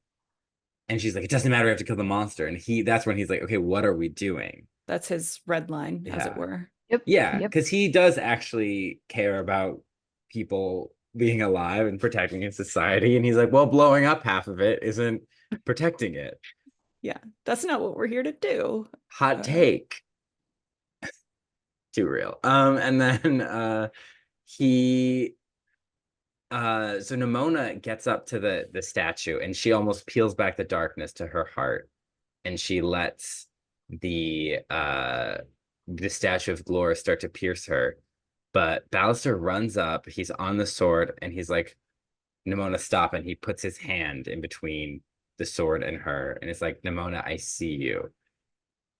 And this kind of like everyone's kind of surprised and shocked. And she turns back into, the 15-year-old girl form that she had been in. And she's all beaten up and injured. This stuff all hurt her. And they collapse into an embrace. And everyone's like, oh, what the fuck have we been doing? Like, what? They see, and but the director is like, she's tricking us, we have to stop, we have to kill her. And Ambrosius is like, we can't let you blast half the city. And she's like, she pulls out her hidden maleficent scepter and blasts all those knights and runs up to shoot the monster. And everyone, they see that the guns are being fired inside and they're panicking. And Nimona turns into like almost a phoenix and flies across to protect the city. She almost does a Christ-like self-sacrifice. She's in her Aslan bag, and the director says, go back into the darkness from whence you came, and fires the blast, and Nimona absorbs it all, so it only blows up Nimona and the director. And the wall. The wall. There's a big chunk in the wall, just like your dreams foretold, bitch. You made the hole. That's so Raven. Director edition. Director edition. So everyone's like, they're shocked, and it's almost like they're seeing the world for the first time.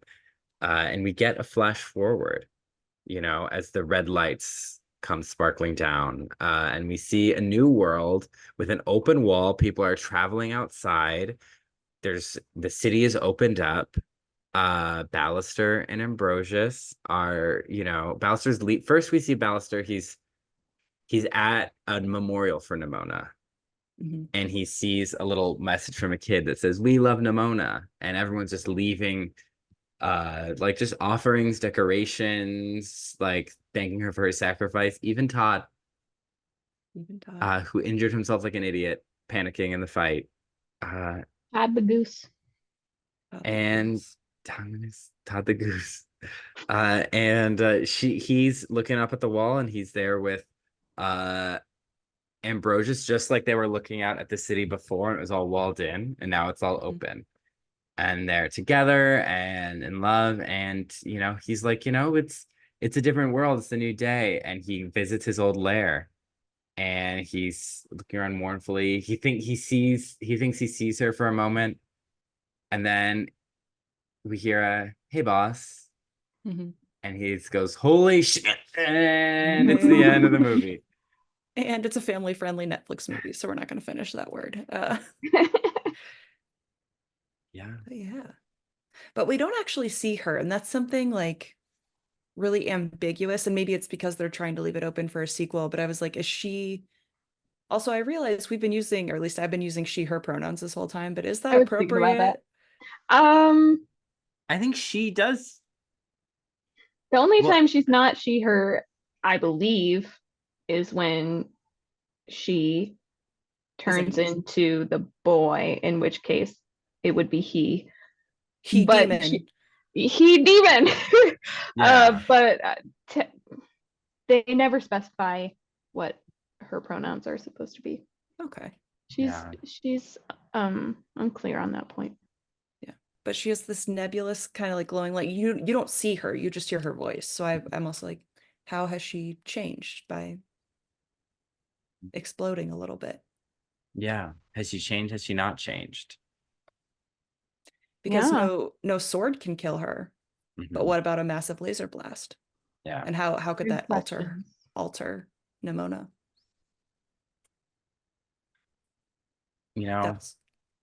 It's true. And I wish Nimona was around to save our country.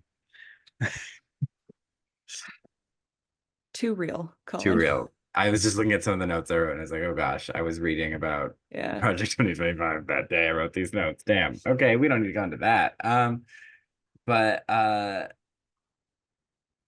this is different from the ending of the novel, or the graphic novel, because there's this thing where Nimona appears as a doctor and is like, oh, she's a like it just trying to like get Ballister to say she's a monster, and he's like, no, she's not. But and he thinks he sees that that's Nimona, but he never, because then the real doctor comes in, but then he never sees Nimona again. He thinks he sees her. He kind of wonders, like, anytime he sees someone, he's like, is that Nimona in disguise?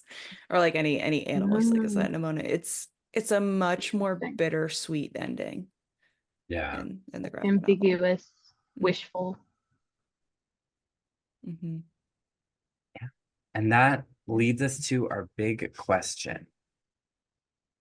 Was that your fantasy? Alyssa, as you know, because it's kind of double pronged. Is this an adventure you want to live out, and do you like this movie? So Alyssa, where do you stand on those two questions? I like this movie. I like the world. I like the world a lot. Just the technology and everything is really cool. And the problems that they have with their leadership are a lot less complicated than we have with ours. Yes. True. So I think maybe this might be my fantasy. It's like just messed up enough to keep me occupied, but not messed up enough to like be normal.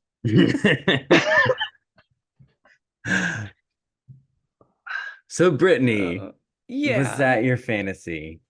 Oh, definitely.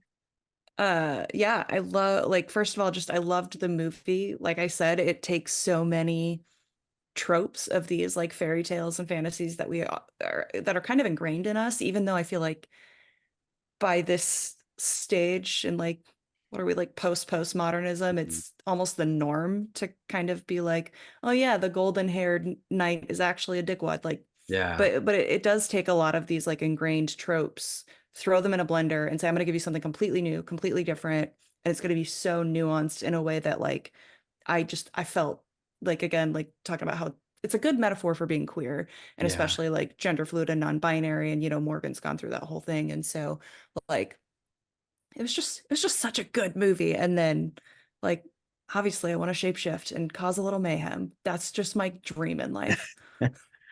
Yeah, I mean, that's kind of how I love the movie. I think the movie's amazing, and I think you're right, because there's something about, it's like deconstructing fairy tales and mythology and folklore has become so normal, but this movie dares to be like, well, what if we did that in a way that was applicable?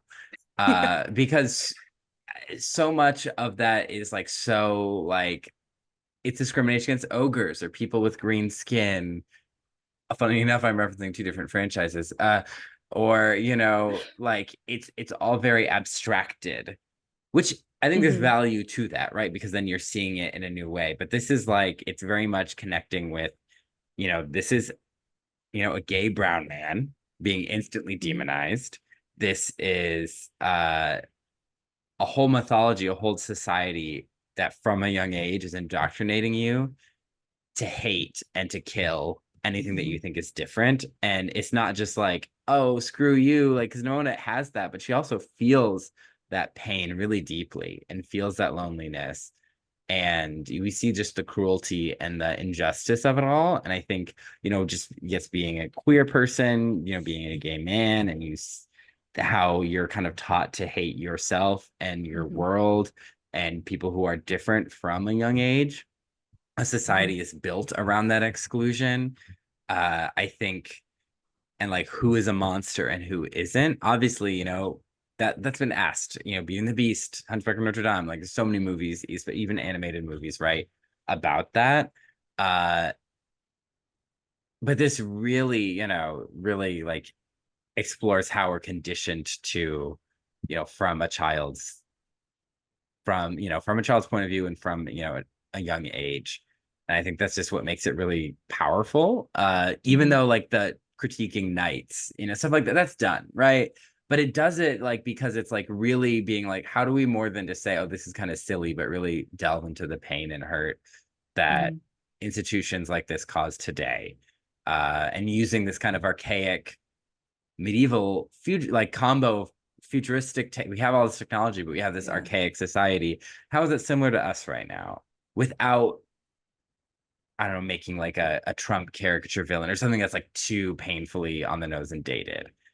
Yeah. Well, and what comes to my mind too is I think the vilification of like queer people. Like I think a hot topic that has been going around is, people saying that queer people are pedophiles and trying to indoctrinate children through like drag brunches or drag story hour or things like that. And that's even, I would feel like, the most lighthearted part of like this issue, because then you get into issues of like trans people just trying to live their lives and being accused of really horrible things. And I mean, it's especially in the news now, but I mean, that's how I first heard of queer people as a kid, was in hushed references to like these pedophilic people. And yeah, it creates a pretty horrifying world for queer kids. And and people have a vested interest in keeping it a horrifying world for said children. And they don't, there's pushback to movies like this because it is actually, every movie wants to be boundary pushing and edgy, but this one actually is kind of edgy in pointing that out, because it is really debated in the news. And just being like, yeah, this is fucked up that you do this and you want to keep doing this, and you'll destroy however many lives to keep your fantasy. You'll destroy your country. You'll destroy the people you matter. You'll blow up a city, in order to keep this rigid worldview. And that's what makes this movie powerful. It's also my fantasy because I love this medieval futuristic setting and would love more things set in it. And even just like more people to explore that genre. I'm sure there's plenty of like books and things that explore this kind of setting, but definitely just more, please. It's great. I've got N.K. Jemison's urban fantasy in my to read pile right now, and I'm very excited. Yeah. So many book recs this episode. Yeah, so that was my fantasy. Now, Brittany and Alyssa, do you have anything you would like to plug? No. Yeah, you can follow me on Twitter, Instagram. I'm at BS Initials. Probably should update that because now my initials are BJ's, but I just haven't gotten around to it. And yeah, it's basically a gremlin account where I talk about video games and yell about soccer, but if you like soccer and video games, have I got an Instagram account for you? Yeah. Well, first, I would like to plug voting for more than your presidential election. Not that that is not important, but your local officials, your Congress people, they make a lot of decisions and they vote in things like what meta can and cannot have access to. And yes, are most of them probably sellouts? Yes, but write them a letter. I've done it. Not about this issue, but write. They have letters you can copy paste, but also write a cute little email. That's a way to say a heartfelt plea for justice in our broken world in an email. And vote in those local elections. I'm luckily in a state where they give me not an absentee ballot, but like it's a mail-in ballot, so I can go through all those positions and look at the judges, look at all those options. It's time consuming and candidates have barely any info out there, which is crazy to me. It's probably easier to find information on my life than some of these candidates, but it helps. We don't have as much it's a kind of an illusion of choice thing in our democracy, but it's what we can. It's a bare minimum kind of thing. Wow. Happy Pride. Happy Pride, gay rights. Happy Pride, gay rights. Yay. Among many other rights. Asgard did not have that rainbow bridge for us not to fight for our rights. No. Judy Garland did not sing Somewhere Over the Rainbow for us not to fight for our rights. God did not put that rainbow in the sky to say, I won't flood the earth anymore, for us not to fight for our rights. Leprechauns did not hide their gold behind the rainbow for us not to fight for our rights. So get in your Marsha P. Johnson era, fight for your rights. Okay. Also, while you're doing that, you can follow us on Instagram uh, Not My Fantasy Pod. You can also follow us on TikTok, same name, Tic-Tac-Toe, Not My Fantasy Pod. Share the podcast with friends, family, so we can get other great listeners. Give us a 5-star review, Spotify, Apple Music, wherever you're listening, or, whatever review you feel is authentic. But, maybe if you feel like being mean, don't. I don't know. But at least on Pride Month. It's homophobic. Give us please also any written message, any feedback, what you like, what you don't like, what you want more of, less of, send that our way. Feel always free to reach out. You can, on YouTube, you can smash that like button, hit like and subscribe, and hit that bell notification. So you get notification whenever we post more content about who is the monster and who is the man or non-binary Nimona being in this story. And please comment below with what right you would like to fight for the most. No, please comment below with whether or not you've seen this movie, and if you could pick one animal you're limited to shapeshift to, which one would it be? And tune in next time for our celebration of the Fantasy Choice Awards, celebrating our first 50 episodes. Last couple episodes, we've had a Google poll for your favorite moments on the podcast, favorite characters, storylines, all that jazz. And we'll be celebrating it in an awards show, which is really, we've been riffing on the Teen Choice Awards for weeks. I just found out those were discontinued in You didn't know that? 2019. I'm a fake fan, I guess. The last host was Lucy Hale and David Dobrik. Oh my God. So COVID took so much from us. Truly. But so now that there's no longer Teen Choice Awards, I guess you'll have to rely on the Fantasy Choice Awards. So thank you for being part of the Fantasy. This episode is all about celebrating your thoughts, your opinions, and thank you for listening to us yap about ours. And Brittany and Alyssa, thank you so much for coming on to talk about this movie. Alyssa was given like hours notice. Just gonna say, Alyssa, you're on it. I had about the exact amount of time I needed to watch the movie before the Hell yeah. True friendship right there. Thank you. Yes. Well, I'm sure we'll see you both on this show again. And Fantasy, happy Pride, and see you next week. Bye.